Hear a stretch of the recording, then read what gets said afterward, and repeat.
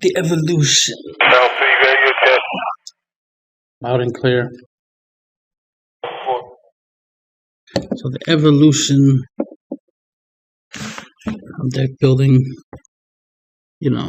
old strategies being revisited, revitalized. And I was like, I remember using Videl before in a loop. And I was like, of course, when I did a Shenron loop. So I'm uploading this profile. I changed this. There's one card I changed in this deck from the profile. The profile had Jiren Unison, but I changed it to Lord Slug.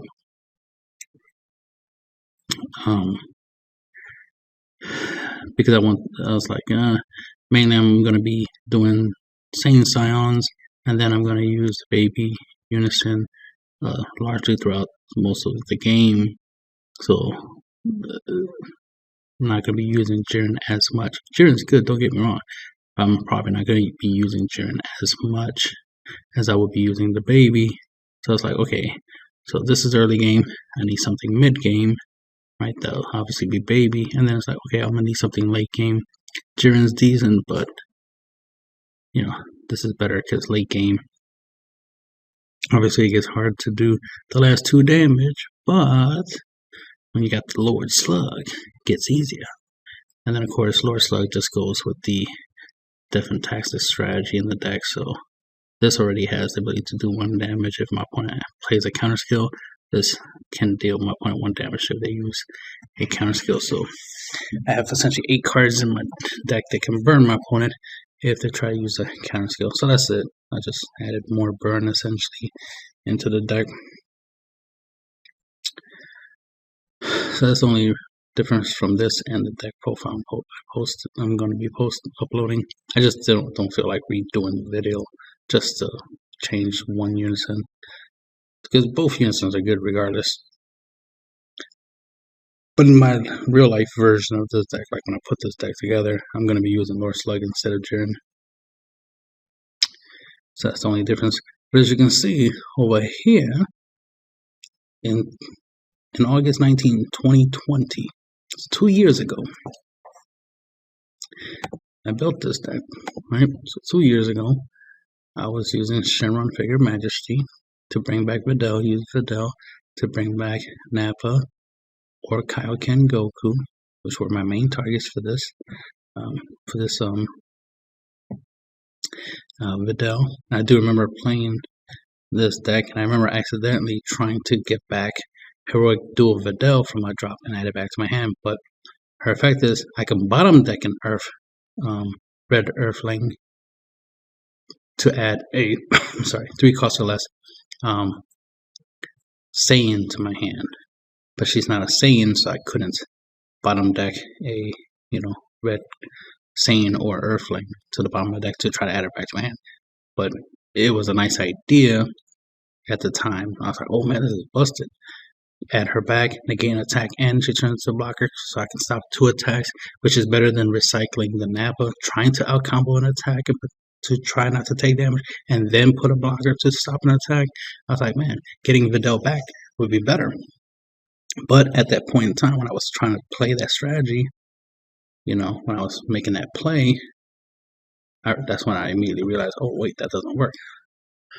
It's like, man, but if it did, it'd be busted, right?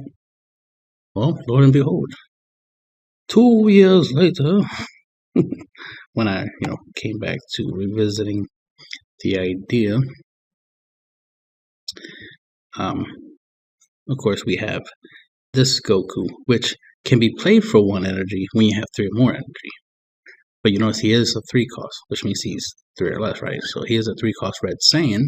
So since he meets the criteria for Videl's effect, now I have a negate counterattack, right? They can negate an attack and be played that does have synergy with that. So now I have that busted strategy of negating an attack and potentially blocking an attack. Basically a blocker negate, right? So I have a reusable blocker negate engine, and then of course we have testing out position, which is something we didn't have back then, obviously. But another thing that I had back then that I don't I don't have now, but it was interesting to see, is the Fearless Pan. Of course, I have Bodyguard Allergic, which is a free blocker, which sounds funny to put a free play blocker in a deck that automatically turns everything into a blocker. So you would think, what's the point? But the idea is that this is meant to be a turn one play. You play this turn one, right? Swing with it, Champa type of deal, or more likely you're going to swing with the leader, then Champa, so that way the leader is 15 double strikes, so you deal 2 damage, then swing with Bodyguard Allergic, so you can deal an extra damage and potentially do 3 damage on turn 1. If you have the Napa Super Combo, you could potentially do 4 damage, right? So you could do 4 damage turn 1 with a Super Napa, with a Napa, a Bodyguard Allergic, and a Champa or a Supreme Kai, which was the basic aggro package, the basic way I did 4 damage in the first turn or first 2 turns of the game, depending on the situation, right? Nothing new, right? 2 years later, I'm still using similar strategy. The difference is, as you'll see in the newer build, still got the Napa, but I don't got the Allergic or the Champa and the Supreme Kai. Instead, obviously, I have Unisons. But this one Unison right here, along with a skillless battle card in the deck, essentially just one card alone, just one card, can output 3 attacks.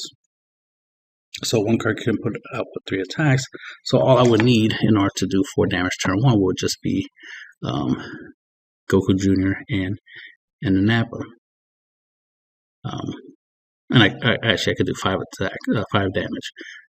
Because I'll play the Unison, swing with the Unison, right? Deal 1 damage, -1, bring out 2 skillless battle cards, right? Swing with the both skillless battle cards, so that's 3 damage right there. Then swing with the leader, combo with Napa to deal my opponent, damage, right? It'll be a 15k swing at my opponent's speed. Then Napa will hit the field, then I can swing with Napa. Right? So that'll be potentially 5 damage turn 1. And all I need is 2 cards, which is difference. Which, ironically, damage output wise, it's just one more damage, because I originally would need 3 cards. I would need Napa, Bodyguard Allergic, and Champa. So I would need 3 cards in order to try to do, let me see, 2, 3, 4 damage. Wow. 2, 1.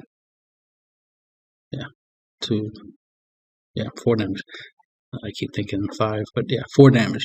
So 3 cards to do 4 damage, or what I do now, obviously, 2 cards to do 5 damage. So just the Saiyan Scion and the Napa Super Combo is enough for me to do 5 damage. If I have another Napa, then 6 damage. So with 3 cards in this build, I can do 6 damage turn 1. The old build, 2 years ago, right? I would need 3 cards, but I'll only do 4 damage. So you see, obviously, I evolved in the way I play. You can technically say I use more than 2 to 3 cards in this build because of the skillless, but the skillless are free because of the Saiyan Scion. So I don't have to have them in my hand to play out the strategy and deal the damage, right? So there's the difference. I went from doing 4 turn 1 to 6, potentially 6, 5 to 6 damage turn 1. So that's the evolution in there. And of course, like I always say, the first 4 damage is easy, next 2 require a little effort, and the last 2 is the hardest. So we need to find a late game strategy, right? Something to get us the W. And the W can come through the form of burning our opponent for the last 2 damage, which of course we have in the Lord Slug and an Eye for an Eye Goku cards. So that will help us burn our opponent for game, especially if our opponent plays a Sparking Negate or a Testing Opposition. They'll lose 2 life instead of 1 in order to try to play those types of cards. If they play Topo, or if they play any counter skill, whether it be a counterplay, counter skill, they'll hurt themselves. So that's the good thing. Anything that has the counter skill will cause them to lose. because not that hard to get your opponent down to 1 life, at least not for me. So definitely need something to help flush out the last damage by passing my opponent's 30 card hand size, right? And then of course we got an extra board wipe, which is the 5-drop on top of the reusable Kaioken Goku. Sorry. So besides unisons and an ultimate, and whatnot, or free play 40k battle card, whatever way you want to look at it, and the Goku reusable negate blocker strategy. The builds are almost similar. We had Topo at the time, right? Obviously, but this was it was the fact that this kind of works like Topo, but it's an actual Saiyan, so it'll become a blocker. So unlike Topo, who doesn't become a blocker, this actually does. So it's a long time since I've seen that card. I'm like, oh yeah, remember that Gohan? Oh, that was so good back then. So it was essentially the Topo. I mean, this deck's still playable. Like, I might try to rebuild it the way it is. Just add some of the new stuff, add some unisons, and pretty much have the same strategy again. Because Fearless Pan, not a bad idea. It creates a win condition scenario. Because if I have a lot of battle cards in play, this would give them 5k boost plus double strike, plus it would give 5k boost and double strike to my leader. So it essentially will allow me to, swing with a whole bunch of double strikes every turn, or at least swing with a couple double strikes every turn.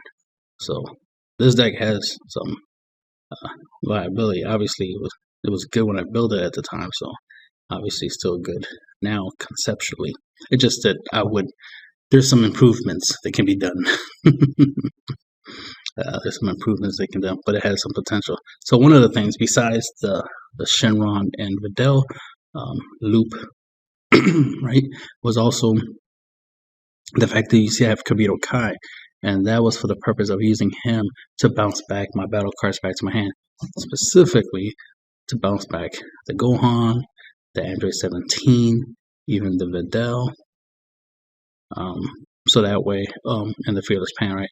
So that way, under course, I could do Kaioken Goku. That way, so I have more than one way of looping, right? So it's just, that's why I call it just the, Bulma defense loop, right? But I call it now the Shenron loop. And the idea was just so I could recycle everything. So she recycles what's in my drop area. He lets me recycle what's in my board. So if I have and the fact that I can use him to bounce him, use him to get her, and she gets me anything else, it just all has synergy. So a lot of spam there. The only thing I won't really need anymore in this particular build, if I was to update it, would be obviously I wouldn't need Legic or the Champati Supreme Kai or the Planet M2, right? I wouldn't need those cards specifically. Obviously, I would replace the Videl with the Goku negate.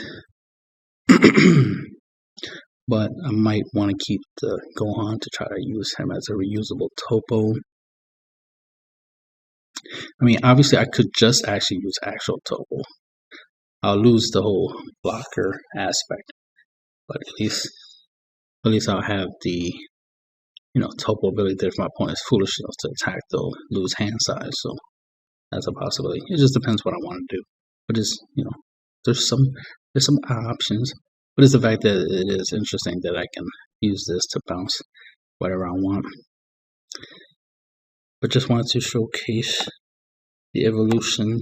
I'll be posting this with deck profile soon. Boom, boom, boom. I'll probably upload this video first, then the deck profile. That's the end of the video.